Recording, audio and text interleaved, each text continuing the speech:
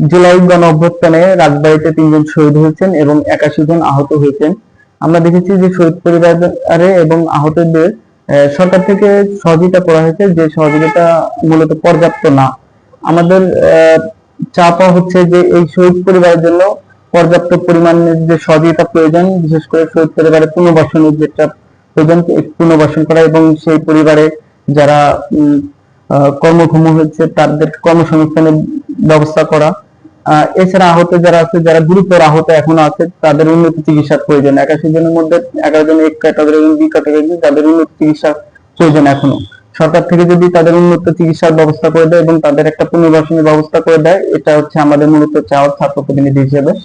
এছাড়াও আপনি জানেন যে যারা শহীদ হয়েছেন, আমরা এই জুলাইয়ের 1 বছর হয়ে যাচ্ছে, কিন্তু আমরা দেখেছি যে বিচার সেভাবে পাচ্ছে না এই শহীদ পরিবারগুলো।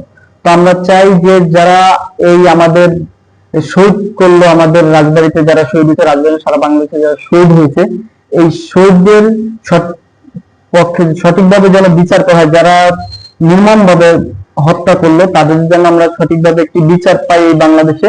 এছাড়াও শহীদদের আমরা রাষ্ট্রীয় স্বীকৃতি চাই। এটা হচ্ছে আমাদের রাজবাড়ি থেকে আমাদের চাওয়া।